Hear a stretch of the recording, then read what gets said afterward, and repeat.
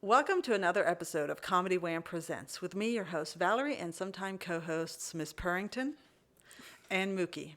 ComedyWham.com is your place to go for features about all Austin comedy. In addition to podcasts, Comedy Wham brings you articles, album reviews, our advice column, Rochelle Takes on Comedy, our upcoming festivals page, which lists festivals from across the country and across the world, and our 2023 Cap City Comedy Club FPIA contest page is live, posting results as they happen. We're best known for our events page for live comedy shows in Austin, Houston, and DFW, where 100% of the entries you see come from comics and producers. If you want your show featured on the calendar, click the Submit a Show button from the top of the homepage or events page to complete the short survey. It's free and easy. Tag us on your Instagram stories and we'll share your show promo to our Instagram followers. Want to support these resources that we provide? You can donate to Comedy Wham on PayPal, Venmo, or even Patreon. Click the Support CW icon on our homepage at the top right to see the ways that you can help us. Now back to our podcast. Launched in 2016, the Podcast Project brings you funny people and their stories. As a fan, I like to delve into a comic's background and motivations and will usually take a detour along the way. Consider the interview a way for you to get to know the folks that make the Austin comedy scene one of the best in the country. If you like this podcast, please rate and review us. It's like on cue. That's so funny. Okay, today we're talking to somebody who began modeling at the age of 8 in Japan. That's according to her website. I didn't stalk her. She's a comedian and actor, and she's a co-host of the Tex-Ass comedy show, which features queer comedians, and also co-hosts Campfire Comedy. And she was part of the Lysistrata Comedy Festival team earlier this year. And one of my favorite things about her, even though it's kind of silly, is that her Instagram feed is full of her roller skating escapades, and it is so fun to just be brutally honest about how hard this stuff is and not just post the, oh, I landed the whatever skill might be. And now Comedy Wham presents our guest, Sarah Spear. Hi. Welcome. Thank you for having me. Absolutely. That was quite the intro. Yes. Yeah, I told you, a long-winded intro. And then, as if on cue, my cat, Miss Purrington, is trying to get inside. She will figure it out, but we're now going to both be distracted by No, it's her great. attempts. It's great. She's got that look of determination in her eyes, and I'm confident she'll get through before we're done. Oh, hello. She's giving me the look. She's and like, we have another guest. Oh, is this must be Mookie? They're all coming up. Oh, yeah. boy. Now we might have a cat fight. All right. Well, I'm available if I need to separate. No, I have 3 dogs at home, so you're well versed. yes. in the turf wars. Lots of animal heartbeats moving around the house. It's my favorite. I wouldn't have it any other way. Nice. Well, Sarah, welcome. I have an official icebreaker question. All right, Okay. let's go. So it is one word to describe your past. One word to describe my past. Chaotic is probably the word I would use. And I mean that in a good way, not necessarily like, a swirling vortex of entropy. I mean that in, I'm a Navy kid, so my background was moving around a lot, anywhere from every 6 months to a couple of years. Wow. I was born in another country. I grew up in another country. I've gotten to meet a lot of people that don't look like me or talk like me, and it's been a very, I think that's very lovely. I'm not sure what it would have been like to grow up in one place, but I feel really grateful that I had the experiences that I did. Yeah. But that doesn't mean that it wasn't chaotic. So, just sure. a lot of moving around, and I think I'm pretty adventurous because of it in a good way. So I think it's good. Yeah. So the moving around explains why you happened to be in Japan when you did Exactly. the modeling Yes. thing. Yes. My dad was based in a I don't know, I guess military base right outside of Tokyo. And so we lived there for about 3 years. Yeah. And my mom was definitely one of those moms that wanted her kids to try everything at least once. Yeah. And she took my brother and me out on modeling trips. My brother decided he'd rather play Sonic the Hedgehog on Sega Genesis. And I decided I really liked being behind a camera, or in front of a camera, not behind the camera, in front of the camera. Yeah. So that was kind of the early, like, I learned how to dance, I learned how to model, and I was, 8 years old in another country. So, yeah. Do you speak other languages? Oh, goodness. No. I mean, I lived in Japan. It's, been 2 decades since I lived in Japan. I spoke a tiny, tiny bit. I can maybe introduce myself I don't even know if it's right anymore. Yeah. But I am currently learning Spanish. I would love to be fluent in Spanish, but right now I probably have the conversational abilities of like a 3-year-old to a 4-year-old. So very, very bad conversation. But I'm trying. One day I'll get there. Adventurous. Yeah, one day I'll get there. Yeah. Very nice. Okay, so one of the character traits that military kids have is they can drop into any new situation and figure their way out, either socially or just, I don't know, what is there other than socially? And that is one of the things that struck me about you when I'd heard about you, but I don't get out to as often as I would like. But I got to meet you in person at the Lysistrata Comedy Festival and some of the prep work for that. And it was very clear that you are very good in social situations. Like, you're very friendly. You're naturally you're a welcoming personality type. Did you, when you started figuring out what your personality was, did you realize that all of these moving around things was forming that personality trait? I would say absolutely, because like you said, I had to make friends in new countries every 6 months to a year. It was one of those things where I had to learn how to read people and read a room and learn how to, be really inclusive and empathetic and friendly. And I was doing this, as a small child. Yeah. And I do think that has given me like a chameleon superpower to be able to kind of drop into, I'd say, most situations and either, I don't know if I would say like not get myself into trouble, or at least enough to be likable, and people would be like, okay, she's cool. Yeah. But yeah, definitely. I mean, I was making friends, as young as, 4, 5, 6, I had to like make new friends over and over again. And it was just kind of this like thing that just kept happening, because when the military told us to move, we had to go. And so we went. Yeah. Was there any spot that you landed in where you're like, man, I couldn't make the friends. I'm glad we're out of here. Oh goodness. Let's talk trash about about my past. No, I love this. Honestly, I feel like my most difficult part of making friends and being an adult. It's been being an adult, actually. Like not necessarily in school. I mean, I went to like nerd schools my whole life. I went to math and science academies, and I know, right? I know. How did I end up a comedian? But yeah, so I was definitely not cool even at the nerd school, So I'm like used to just being kind of like one of those people that never really fit into any group. I would be one of those people that people knew of me and they generally liked me, but I wasn't like, oh, she was, I did theater, but they wouldn't even call me a theater kid, or I played volleyball, but it wasn't like a sports person or whatever, just kind of like this person that did a whole bunch of stuff and kind of like knew people.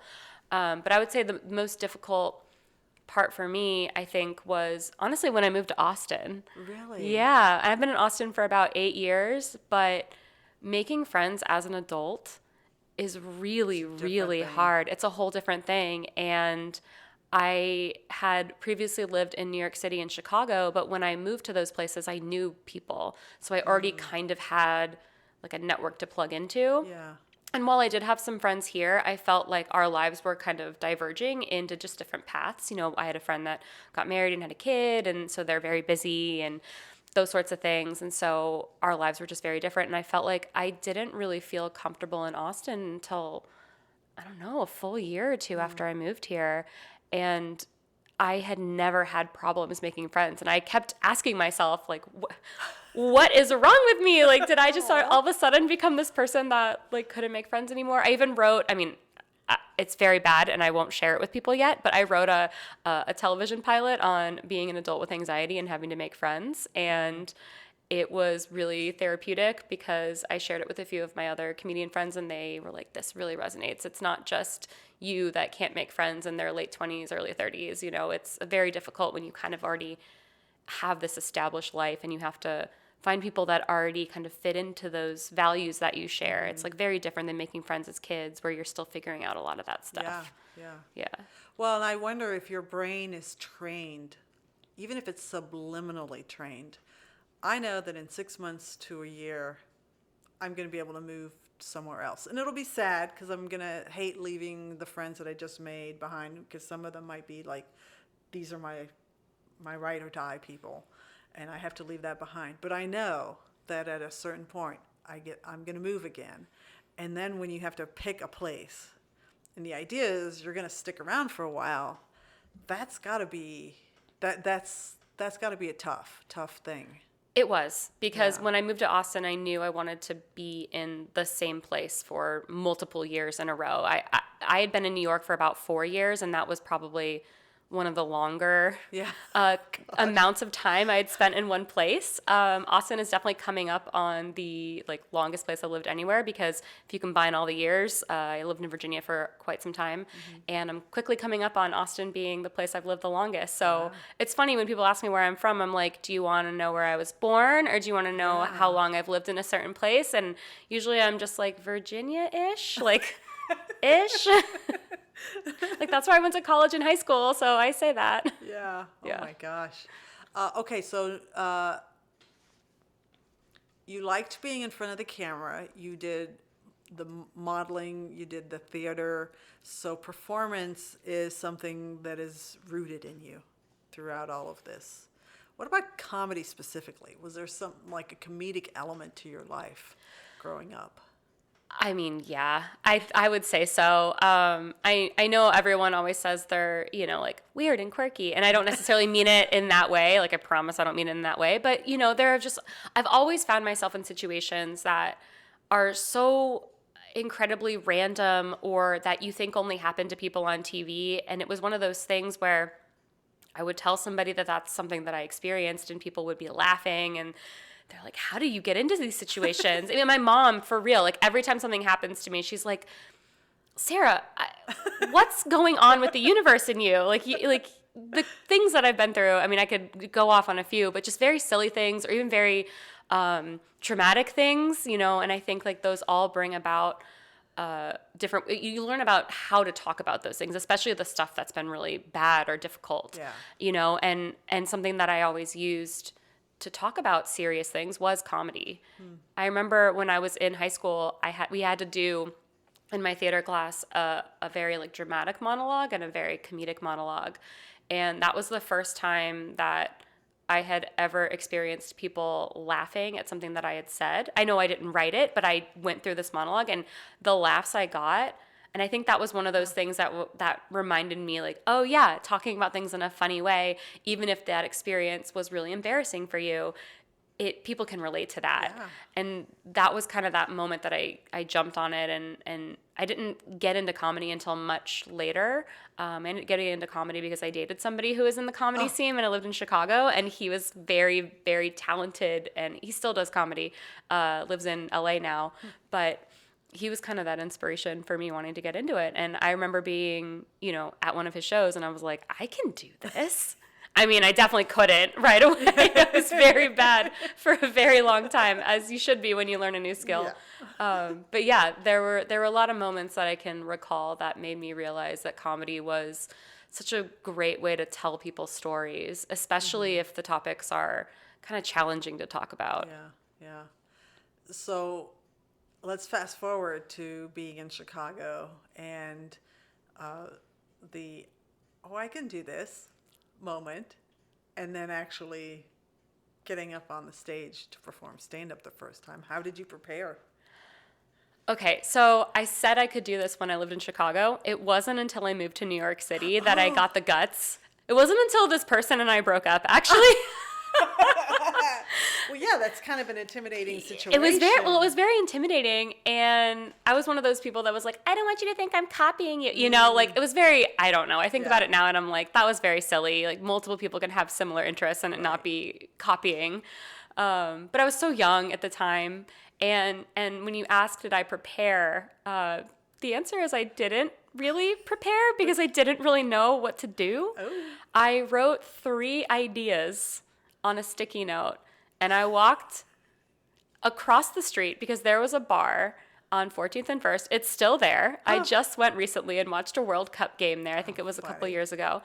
And they used to have an open mic in the back. And I got on stage and just talked for 3 minutes. I didn't get any laughs. And the guy that went up after me roasted me. Oh. And no, but here's the thing. When I ended up leaving the bar, the first thing that went through my mind was, that was amazing. I have to do it again. I don't know why I didn't cry. I didn't get upset. I was just like, I mean, he's right. I wasn't funny. I need to work on that. So yeah, I learned about preparation in the many, many attempts after that. Yeah. But I am definitely one of those people that sometimes just do things on a whim, and I don't necessarily take the time to figure out what that really entails, for better or worse. Yeah. And that was one of those things that I just thought, I'm going to go do this and see what happens. And here I am still doing it many, many years later. So was that lesson learned about the preparation, was that a overnight revelation, or did that take you a little bit of trial and error? It took me a bit of trial and error, and honestly, I still think to this day I kind of struggle with it in some aspects.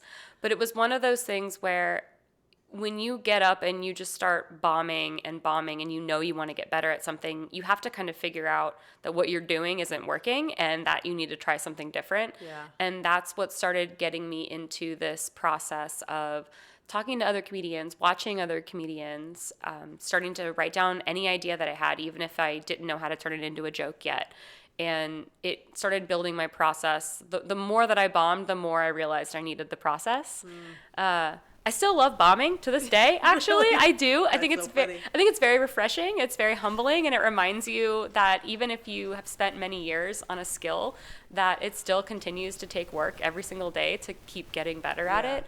Yeah. And that's actually something roller skating taught me too. I started roller skating 2.5 years ago, and that really solidified if you want to get good at something, you have to practice. You have to do it over and over again. You have to fail. You have to be okay with failing. You have to love the process of this, because there's never going to be a final end. Like, I don't imagine in comedy or even in roller skating that I'm going to get to a point where one day I say, well, I've learned all the tricks and I've told all the jokes and there's nowhere to go from here, you know? So I think that was one of the things that really taught me, like, that process is so important, and you do need to fail, and you do need to know what that feels like and take those failures and do something with them. Yeah.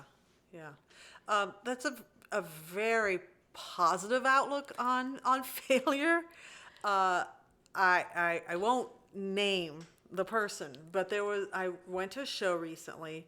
The room was very difficult, and I don't know why the room was difficult, but this is somebody that's accomplished TV credits, and they had a really hard time bringing the room together, and I'm like, dang, like you said, no matter, there's no end point. It doesn't matter the level of accomplishments you've got. You're going to be taken down a peg every once in a while. And I wonder if it gets harder and harder to be taken down a peg when you reach, higher levels, or if you've been in it so long at that point that you're going to get taken down a peg.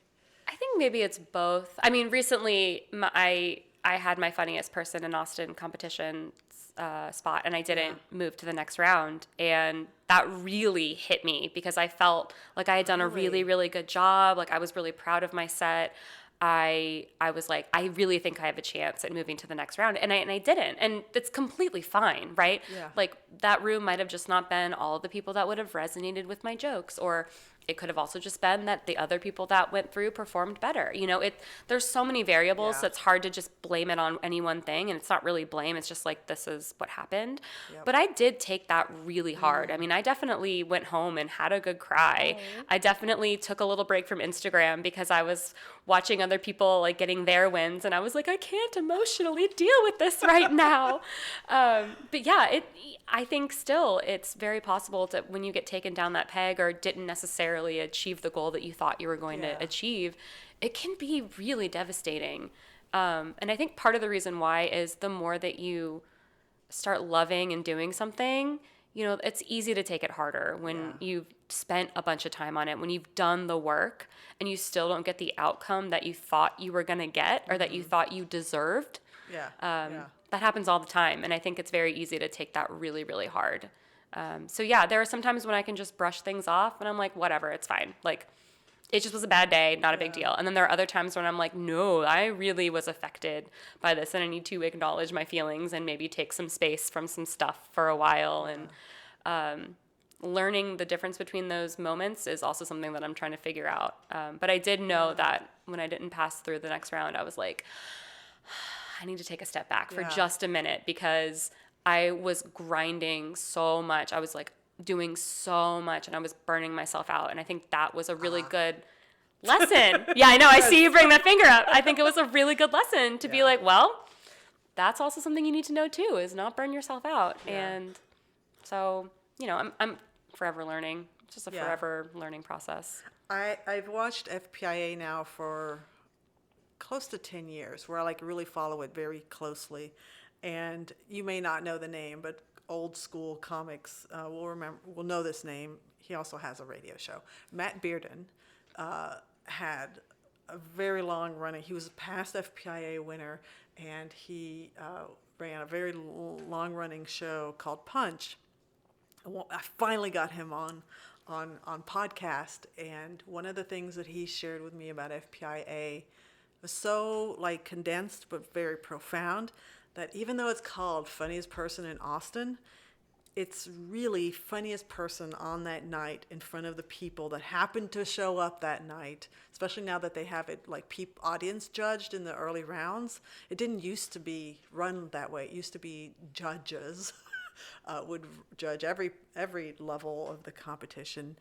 And if you think about some of the people that have gone on to achieve great things, they never won FPIA. So I'm so glad you said this. Remember these things? Then it's like, and I do remember in the before times when the scene was much smaller, I would witness some really bad behaviors leading up to FPIA. Like people were just putting so much importance into this contest, and I get it. It's important. You want the crown. You want the money. It is. You want the visibility, maybe getting on Moon Tower, or you want. There's all these things that you're like. There's so much riding on this one experience, right? And that I think can be to a detriment for sure. Yes. Yeah. But you do have to be reminded that there are names like Vanessa Gonzalez, Martin Urbano, Daniel Webb are like the ones I can toss off who never won it. Yeah. They're on TV. They're touring with Margaret Cho. They are funny. Yeah. I'm so glad you said that, because when I lived in New York, I did a lot of improv. When I was beginning to start stand-up too, I usually did it for like the kind of the inspiration for writing. But there were, at Upright Citizens Brigade, and I think multiple theaters, they have house teams, and you can audition for a house improv team, and you get to perform there. And it's very prestigious for the improv community. And I never made it onto a house team. And I remember there was one time where someone came up to me and said, the girls from Broad City, they never got on a house team either at UCB. And look at what they're doing. And I was like, oh, yeah. Like you don't need, sure, that thing might help or it might give you exposure to something, but there's no one path that you can follow to get to where you want to go. And once I was able to take the time and space, I told myself, I can always do Funniest Person next year, or there's so many other things I could do in the next year that I don't necessarily need to have won that competition to prove to anyone that like I'm funny or that what I'm doing is still very important to me, Right. And so it's good to have those reminders, because hearing that, you're like, yeah, okay, so he didn't win, but he's like on tour with other famous comedians right now. It's very inspiring. Yeah, absolutely. Yeah, remember that lesson. Work hard at it because it's what you want to do, but work hard at it for other reasons too. Yes. Not the end goal. It's easy Yeah. to get caught up in that end goal, though, Yeah. Because, again, there isn't really an end goal, but in my head, I was like, well, if I want to get on Moon Tower, or if I want people to see me, if I want bookers to see me, I'm going to have to do this thing. And it's like, no, there's other ways you can still achieve those goals. You don't have to put so much pressure on this one experience. Yeah. I had a conversation with Rochelle very early on when she was back in Austin, and she was like, I really want to get on Moon Tower. And I said, well, this is the formula that I have seen that works. You do good at the FPIA, but that doesn't mean you win FPIA. You have a good performance at FPIA, and you get the crowd, and it's Cap City generally judging, how good you are. Relatively clean set, polish, confident. If you do that, they might say, you know what, we'd like to test drive you for, a hosting spot at Cap. Do good with that. Oh, well, we'd like to put you maybe on Moon Tower. So there's formulas for certain things that seem to work, but who wants to live by formula? Right. Do your thing. I love that you've been doing the text, and do I say text ass? Is that how I'm supposed we to say text ass, but if Okay. you want to say Texas, I will also accept. No. I'm going to do text ass. You've been doing text ass comedy you're close to 2 years Close now, to 2 aren't years. you? Yep. And I love that you've been doing that, and it's, providing an inclusive showcase. It's highlighting queer comedies. That's good to do for the scene. It was So- important to me to do for the scene. And it also, in a way, I ended up hosting the show. I'm learning how to host. That's a really important part too. Yes. Like, I'm learning all these other skills, how to market a show, how to book a show, how to do all these things, I'm like running a business. I literally put Texas on my taxes last year. Like, Texas was on my taxes. Like, the government had to recognize Texas as a business last year. Which was so exciting, And so I'm learning all these other things that, maybe it's not directly to my joke writing or my performance, but I'm learning about these marketing skills so I can maybe get my name out there, or I'm learning how to run a business. So if I do ever want to go part-time on my day job, that I could, I know how to like run the business side of things, so I'm still grateful for all the experiences that it's given me, and it's doing really, really well. I don't have plans to end it anytime soon. We've been experimenting with different venues. I want to start submitting it to festivals. I mean, I have hopefully a big future for the show, and we added a new person to the team. Nice. So we have 3 people on the team now. I mean, it's growing. It's very exciting. Yeah. Okay. So you just remember that Yeah. when you have those, take down a peg moments. Yes. And they will continue to happen. I will have more of them. Absolutely, They don't just end. So yeah. I need to like Post-it notes just lining like my bathroom right now that say, like, it's gonna be okay. And all that weird crap you see on like Pinterest, Yes. Live, laugh, love, whatever the thing is. I know. My mom actually got me a live, laugh, love sign, and I got rid of it. And then she came to visit me and asked where it was. And I just said, Mom, it's just not for me. She was like, oh, I would have taken it back. Anyways, my mom's live, laugh, love person, and I'm not. Might be a generational thing. I mean, I would not own a live, laugh, love thing either, but, Absolutely not. No. I was embarrassed that it was even in my house for the little time that it was. Yeah. Oh my God, we could totally dissect that. Because laugh, I mean, it's what we're doing, right? It's comedy. It's like, no, I don't want to see that on a dumb, hokey sign. No, I don't. And live, okay, yeah, sure. Like, I'm trying to live every single day, It's hard out there. Let's talk about some other stuff that you get into. You do acting, and you represented So that's I kind of am cool. represented. I love my agent. She's been my agent for many years. I actually Wow. have a pretty cool audition that I need to submit this Ooh, weekend for nice. something out in LA that I'm really excited about. Nice, nice. Yeah, Zephyr Talent Agency.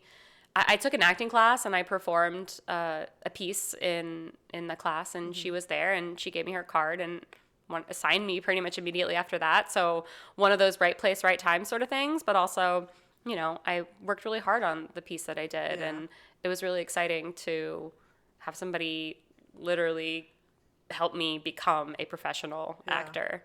And I've booked national commercials. I've booked Wow. very silly little things. It's been very fun. I've done plays. I've done all sorts of stuff. It's been really a fun ride for sure. Yeah, because in my mind, I think, oh, you can perform comedy multiple times a night, and kind of get that bug out of your system on a daily basis. But acting, you have to go through the audition process. So how do you chase after those things? You've got the agent, which helps immensely, but I imagine there's not that much acting stuff going on, and let's save aside the strike that everyone's dealing with. But it based here in Austin, we're not a film town. No, we had an incentives program many years ago, and they got rid of it. And Yeah. my understanding is they're bringing it back, but I don't Did. know when or to what extent. So I'm not necessarily like holding my breath on what that's going to look like. Yeah. I will say most of the work that you can get here is going to be commercial work, commercial or voiceover. So a lot less opportunities for film and episodic work will come through. Yeah. My agent started to cast out of LA as well, and I can technically work as an LA local. I have family out there, so I'm really lucky that I can Yeah. audition for stuff out there and not have to find a place to live if I wanted to make that work. So she started submitting me for stuff in LA, which is why I have this like film audition. A lot of the film stuff out here is going to be like indie stuff. It just kind of depends on what the local group is doing.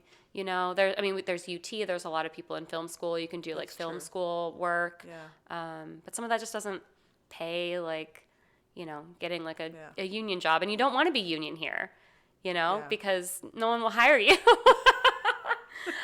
So even though like I'm eligible to be in SAG, I choose not to. Like although at a certain point I'll have to, because if you Yeah. do so many jobs, they'll make you do it. But as of right now, I haven't hit that threshold yet. So I'm just doing what I get, opportunities to do. And I hope that whatever incentives come back, that shows will start filming here again. I think that'd be really good, just even for the local economy. I mean, Yeah. the amount of people that can get jobs when a show is filming here is Yeah. pretty incredible. Even down to background acting. I mean, that's a whole industry in and of itself. Yep. I mean, there's a lot of work that can be had when a TV show or a movie comes and films. So hopefully we'll see more of that Yeah. in the coming months to years. But again, I need to follow that a little more closely than I have been. I don't really know, like I said, to what extent we're going to get that. If you listen to NPR, Yeah. like, a nerd does, I actually just heard an article about this on the Texas Standard, which is like a really great, like, it balances NPR, but it's like very Texas focused, culture, arts, business, politics, the whole thing.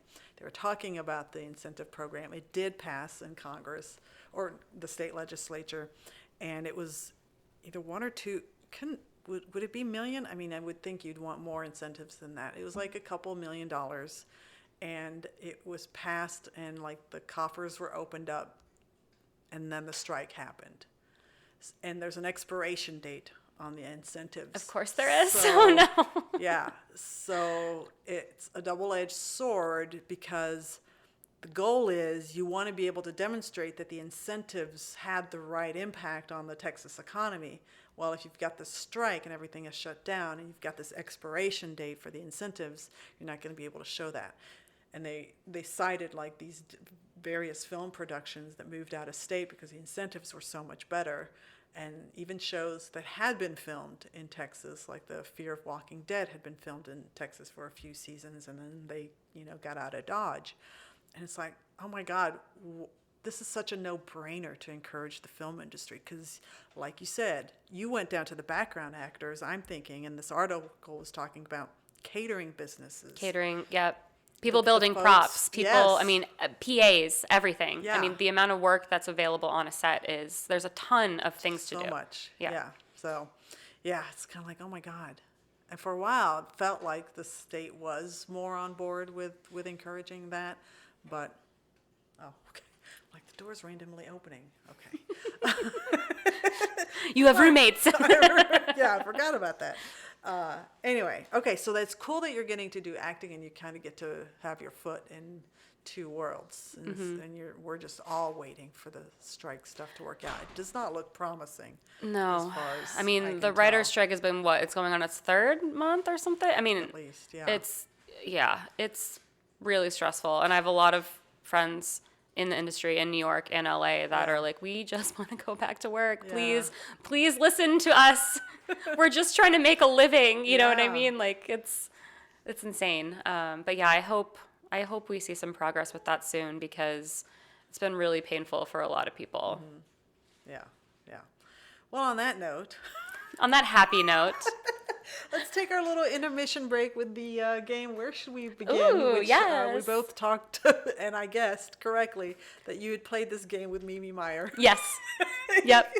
Because when I interviewed her and she saw she's like, "Oh my God, Ethel, she's the best." And I'm like, I never look at who does the game. Oh my God. I love that. Of course she knew who created the game too. And then she hyped Esther has a podcast. Oh, well, maybe I should check it out. I don't think she told me that when we played. Oh yes. But we were also doing tarot card readings, so we had a bunch of stuff going on. Okay, so this game was gifted to me by the secret Richard Goodwin, who is the person who designs and runs the website, and he gave me this game, and I think it's been really fun to ask people questions. So you're going to point to one of these two cards, and I'm Okay. going to read it off to you. All That's right. fun. So this card. Okay. Ooh. Uh-oh. Might practice those dramatic comedic skills here. The memory I wish I could erase. Oh, dear. That's Oh, boy. Oh, God. Just like, can what? lie Which one? I know. I'm like, how traumatic do we want to get on this comedy podcast? I promise I won't pick anything triggering. Okay, let's see. A memory that I wish... This question is so interesting because I've been working really hard to have the mindset of I'm really proud of where I am, and the reason why I am where I am is because of the weird twists and turns that came along the way. So the one thing that immediately came to my mind that wasn't incredibly traumatic was I remember in high school, I was going to math and science schools my whole life. I've always been kind of the math kid, the little nerdy kid. I played instruments. I did all the things that you would expect somebody going to like a math and science academy to do. Yeah. So I did that. I was in high school. I had a really great GPA. I did really well on the SATs. And I remember that my guidance counselor, when I was applying to colleges and I wasn't sure, do I apply to a major? Do I just apply undecided? She told me that women go into marketing.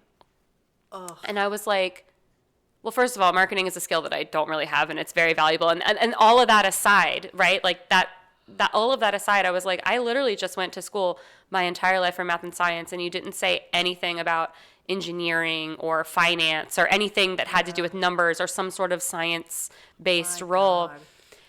And I got a degree in marketing. Yeah, I did. I went to art school too. I ended up also getting an art degree, but I am a software developer now by day. I ended up going to one of those 3-month programs, and I just wonder how different would my life have been if they had encouraged me Yeah. to potentially be an engineer or a different kind of role. And, my parents were one of those people that were just like, we just want you to be happy. Like, if you don't know what to do, business is always a good idea. My mom has a business degree. She's a financial counselor. And so she's like a numbers person too. And so it just was easy to kind of fall into that. But I think, especially now as I'm mentoring, I love mentoring women and non-binary folks that are interested in getting into tech. That's one of my passions outside of comedy and roller skating. now that I'm doing that, I just wonder if I had been doing this since my 20s and not since like my early 20s, not since my early 30s, what would be different, you know? But the funny thing is I still ended up here. So even though I had a detour, I had this whole other career, I was able to still figure out that this was in fact what I wanted to do, and did a career switch in my early 30s, like very normal, well-adjusted people. Well, it's amazing that you turned that around, and it really pains me that you were told that, because, I mean, that would have been 15, 20 I graduated ago? in 2004. It's been about 20 years. Yeah, we're about to have our 20th high school reunion next year. I can't even. God. Anyways, yeah, so it's been about 20 years. So I would like to have thought that in the 20-aughts, or however you would say it, that we weren't saying women have to be compartmentalized to One specific this, industry. especially when your background is in STEM. Oh, that pisses me off. Isn't that wild? I still think in the early 2000s, that was the messaging. Yeah. And unless you were encouraged by friends or your family or other people in the industry, it's very easy to get lost. I mean, you're 18 freaking years old. Yeah. I'm 37 and I still barely know what I want to do with my life. You know what I mean? I had absolutely no idea what I wanted to do when I was 18. So anyways, I could talk about that for hours, but I will say that that's probably a memory that if I would just say if that didn't happen, I bet things would be different. Yeah. But I'm still very happy with where I ended up. So I mean, the cool thing is your brain had been trained in the very technical realm, but then you got the art and the marketing, which requires more creativity. So being able to blend the two talents, kind of cool. I still am grateful for both of those things because, you know, for sure. like I said, I'm still learning about marketing skills to this day on how to, you know, run even just like my businesses, even down to, you know, just like how do I present myself online and stuff like that. And then with the art, I mean, I've always been a creative person. I love that. Yeah. And I think I was so drawn to it because it was so different than what I had done my entire life. Mm-hmm. And even now, like I work on the front end. So I work on like the user interface that people see in a product. And so I'm building those things, building the buttons and the forms and da-da-da-da. And, you know, I can tell when something is like poorly designed or really well designed. God, please don't look at our website. But I have that experience because I went and got a graphic design degree. So would I design stuff on my own at this point? Probably not. I still did use Squarespace for my website. As a technical creative, I still used a service because who has the time? Yeah, exactly. But yeah, it's something that I'm still grateful I have those experiences. And I wouldn't have traded art school for the world. I mean, it was such a fun, the creativity, the people that I was around was just absolutely incredible. The like wealth of talent that I would just see somebody pick up like a piece of charcoal and make a whole world on a tiny piece of paper. And I would just be so enthralled because I don't know. I love stuff. I love it when people make something out of nothing. It's just so cool. Yeah. It's so cool. That was a fun time in my life, being in art school, for sure. Nice. All right. Well, let's put me through the paces. Alrighty. Okay. Ooh. This would also have been a really interesting one for me to answer. The hardest things to talk about in my family are... Ooh, well, we're kind of going through that right now. It's tough. So my mom is starting to exhibit the early stages of dementia, and it's hard to have conversations about that. Yeah, because I bet. It's depressing, and she feels bad. We just had an incident where she forgot to feed my cat because we went out to see a show, and I'd asked, and she felt terrible. She didn't even realize it until we had the conversation like the day after. And it's like, you know, this person raised you to be who you are, and for that, you're so grateful. And yet, to see them in decline and to admit like your own feelings about what it is to witness that, it's tough. Yeah, I can only imagine. I have a grandparent that I don't know if it's technically early signs of dementia, but she has been getting more and more forgetful, and I've seen her health decline as well. And, you know, that's not even my like direct parent. I mean, I love my grandparents, don't get me wrong. Like, I'm not saying I'm not close to them, but I can't imagine it being like my mother, you know. I bet that's a very, it's got to be very challenging, you know, because it's not anyone's fault, Right. you know, Right. but it's this situation that you have to figure out how to manage. Yeah. And I don't think there's any easy way to manage something like that. There isn't. Yeah. Yeah. So there you go. Again, these are great topics for a comedy podcast. We're really killing it. Exactly. What should we talk about? What should we talk about next? Yeah. Climate change? Climate change. Oh my God. Let's see. Genocide, patricide. God, we have the topics are endless. School shootings. All the space junk. Yeah. Yeah. School shootings are a good one. Yeah. Trans rights in Texas. How about, Any women's rights in Texas women's too. rights. Good Lord. We're really just moving backwards. Oh my God, I hate the state so much. I know. There's a lot I like about Texas, and then at the end of the day, I'm like, oh, right, it's still Texas. For better and for worse. Yeah. Yeah, I know definitely of challenging. two trans couples who are leaving the state. And I'm like, but I love you, and I want you to stay so I can see you. But I don't know how hard it is for them firsthand. I can see it. And if they don't feel safe, like it's not worth it, No. Yeah. No. Oh, that's so heartbreaking to hear, because there's a lot of great people in Texas, and it just doesn't make sense that people don't understand that they're just people. Like, we're all just people, you know? Yeah. It blows my mind. Yeah. So thank you to the states that recognize transgender people as people. Because they are. Yeah. I don't know why I have to say that, but here we are, 2023, guys. Here I thought we'd have flying cars, and I'm still just trying to have control over my own uterus, Right. you know? Oh my God. How dare you? I know, I'm so sorry. I'm sorry. Anyways, I'm sure there's much better things we can talk about. All right. Okay. Natural segue here. Segue. Yeah. Okay, so you're performing stand-up, and at what point did you decide that you wanted to start producing your own show? That's a good question. I had been producing like improv shows and stuff in New York, and I was really big on, one of the shows I ran in Brooklyn was a women-focused comedy show. You had to have, whether it was a female writer or director or actor or performer or whatever in your performance to be on the show. And that was something that I just started because I was on an improv team, and we called ourselves the Big Sexy Bros. I still don't know why we did that. It's a very funny name. But anyways, it was an all-women team, and we were all really, really passionate about women in comedy. And so we were like, let's do the Big Sexy Bro Show, where all we do is have badass women like come perform. And so, that was so much fun. I didn't put the effort into it like I've been doing with Texas, just because I just didn't know that was something I really, really wanted to do. But I ran that show for a few months. It was so fun.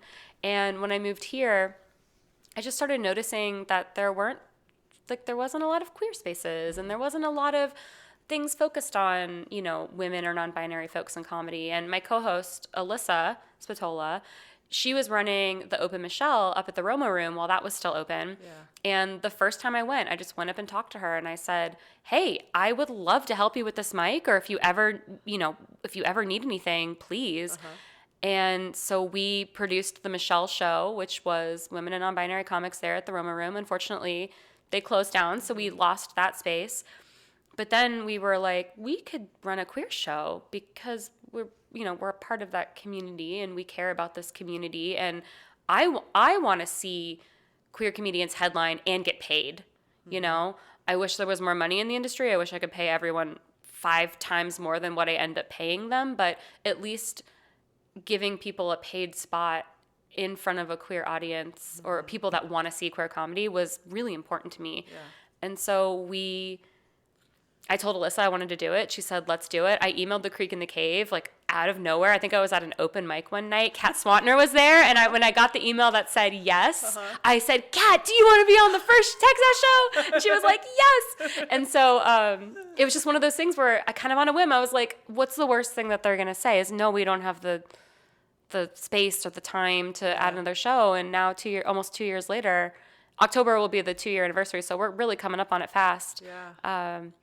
Yeah, it just has been really important to me to create these spaces for comedians that don't necessarily fit the mold of what a lot of people might expect when they like think a comedian, you know, because comedians can be anyone.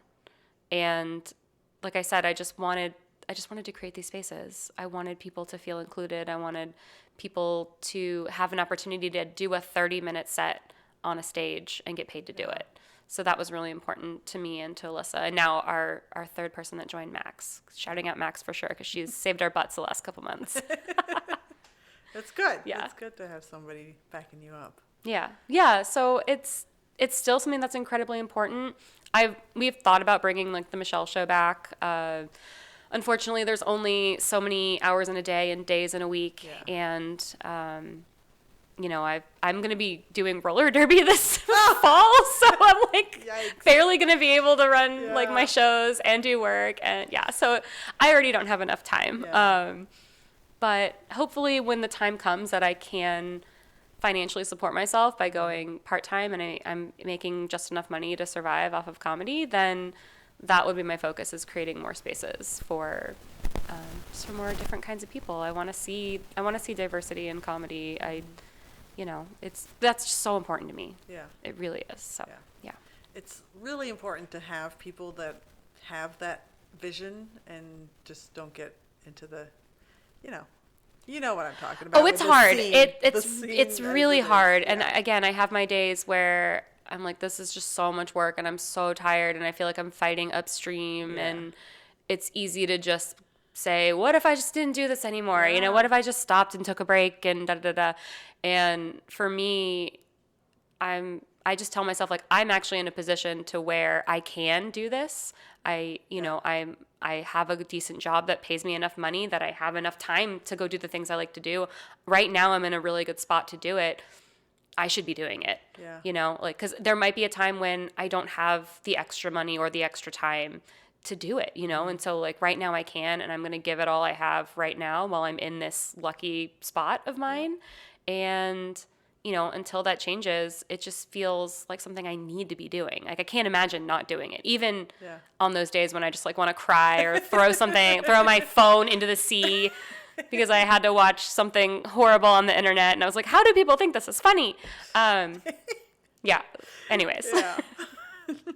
How do they? I don't know either. Some things I just don't understand. But again, I'm trying to have empathy here. I'm trying to be like, well, I just don't resonate with that. I mean, there's a line between like anti-trans jokes and like jokes that I'm just like, I don't get. But yeah, there's so much out there that it's so easy to get frustrated if you let yourself.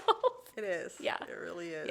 Yeah. I guess that same FPIA mindset that, just do the best that you can. There's no rule book, so there's people that are, doing that kind of material.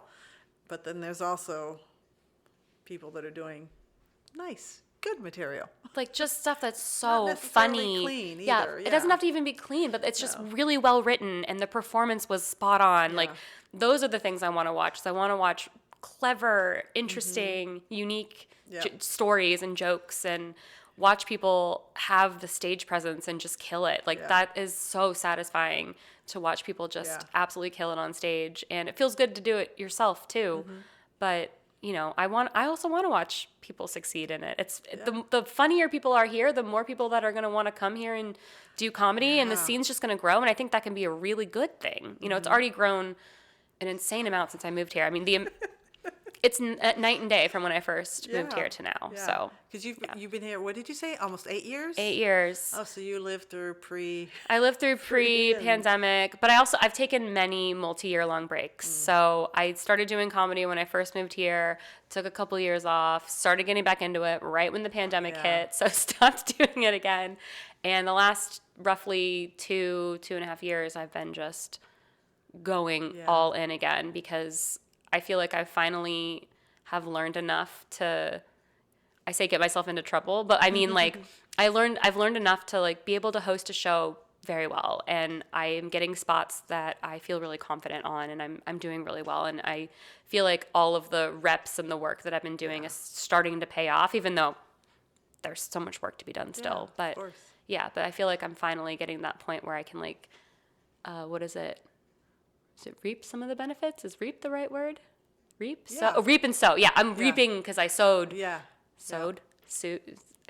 I wasn't really good at English. Sorry, guys. I was a math and science kid. Okay. You're going to be my second person that I do this little question Okay. with. And so far, based on the first one, I'm having so much fun with this question. Okay. Okay. So I want you to think about your favorite joke that you tell. I do not want to hear the joke. I don't want to hear any words from the joke. What I want to hear is why it's your favorite and what joy it brings you. Ooh, this is good.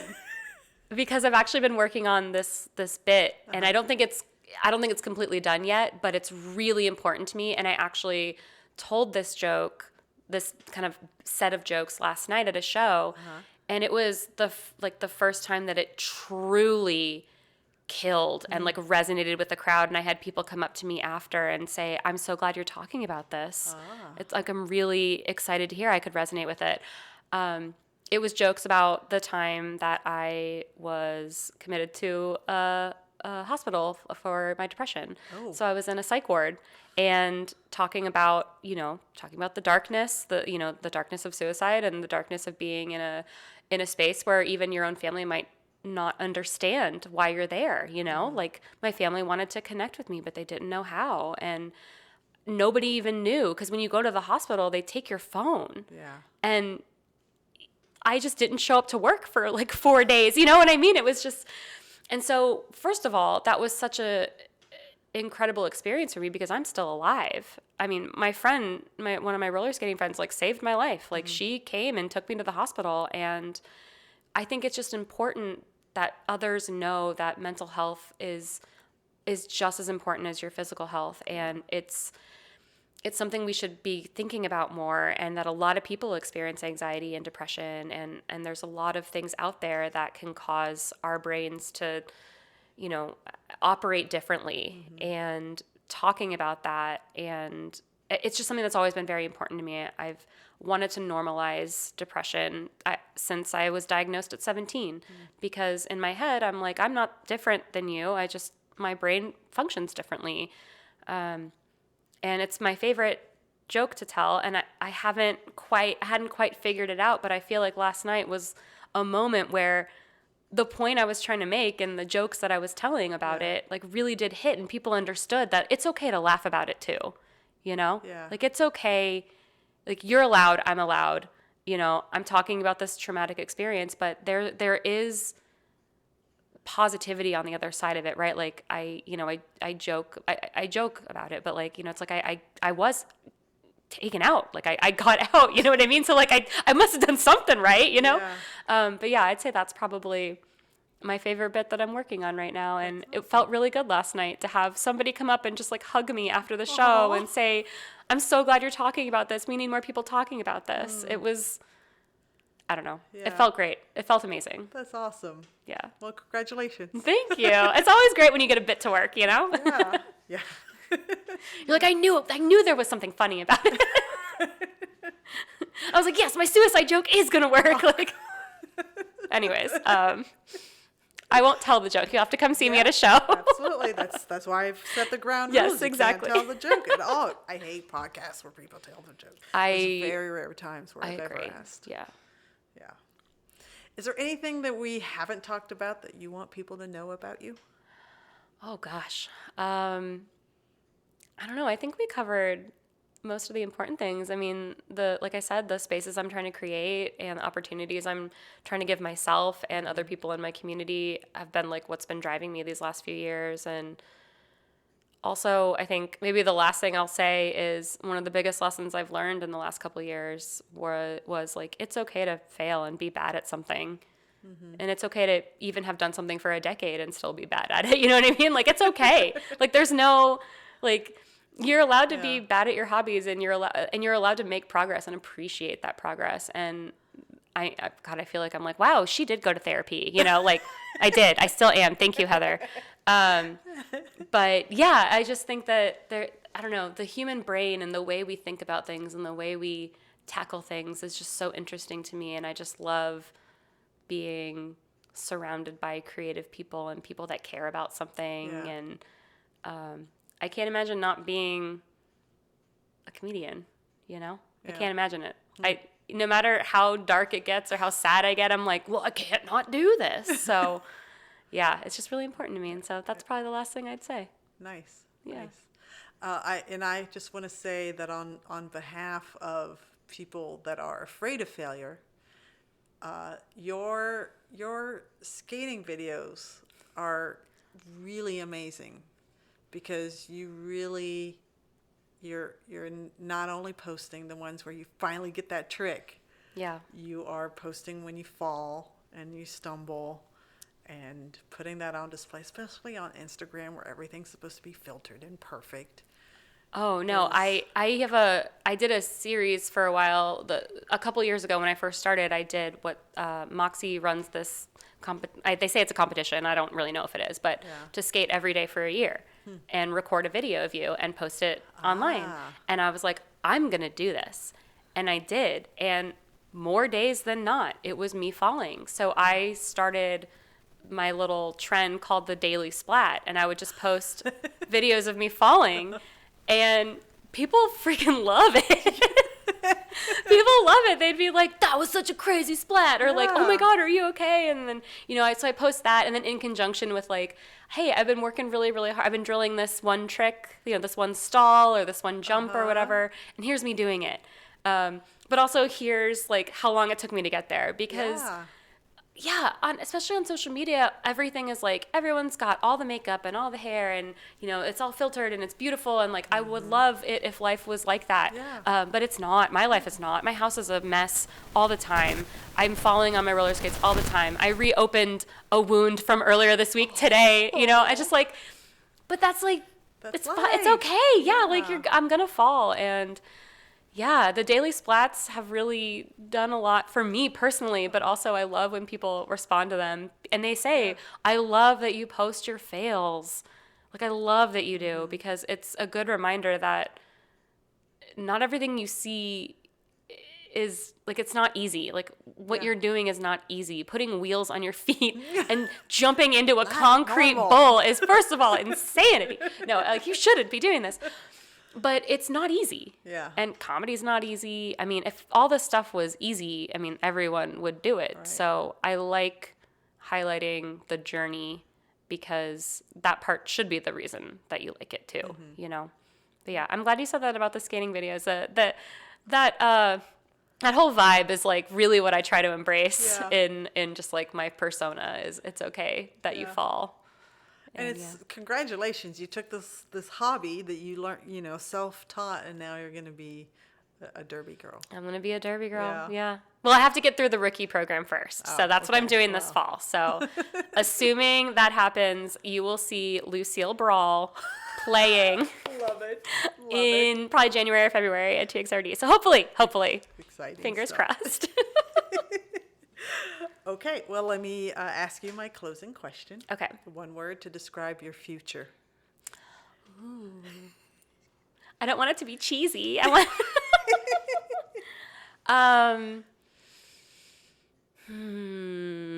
the first word that came to my mind, and I'm just going to say it, and it's so stupid because it's so, you're going to know why. It's bright, right? Bright. Yeah, my future's so bright, I'm wearing shades. And that was immediately what made me stop, because I was like, that is such a dumb thing. But I keep feeling bright. And I feel like you're catching me on this week where I've had a lot of really good wins that I felt like I needed. And I'm feeling really positive. And yeah, I just think there's so much more to happen. Yeah. And bright was unfortunately the first word that came to my mind. So here we are. There we are. Bright. I love it. Yeah. I love seeing the machinations that people go through because they self-judge. Oh, I totally judged. Yeah. Yeah. And I'm like, no, what's the word? Because it is the first word that comes to mind. And that's why I said it, even though I knew I was going to embarrass myself. Well, you're not the first, so Thank goodness. Bright has been chosen many a time. Good. So I'm just like everyone else. No. Finally. No. Oh, man, no. I'm joking. Well, that is a wrap on Comedy Wham Presents. Sarah Spear, tell us where we can find you on social media and your upcoming projects. Yes. So Instagram is where I am most active, and it is my name, but not backwards, just Spear Sarah. So my last name and then my first name. And then my website is thesarahspear.com because sarahspear.com was taken. There's another Sarah Spear out there. I saw And that when I know. No, it's okay. Sarah Spears are really rad, and I'm glad there's more of us. So, yeah, I just recently revamped my website. I've got an events page, and I haven't been as good about updating it as I should be, but I'm working on it. But I will post all of my shows, and I'm working on a sketch team right now. Like, I've got a lot of projects coming up, so everything's going to be eventually on my Instagram. So follow me at Spear Sarah, because that's where you'll see most of the content. Okay, very good. Very, very good. We hope you've enjoyed learning about how Sarah got to be the comedic genius that you heard today just as much as I have. This has been Comedy Wham Presents Sarah Spear. I'm Valerie, and that's been funny. Thank you, Sarah. Thank you.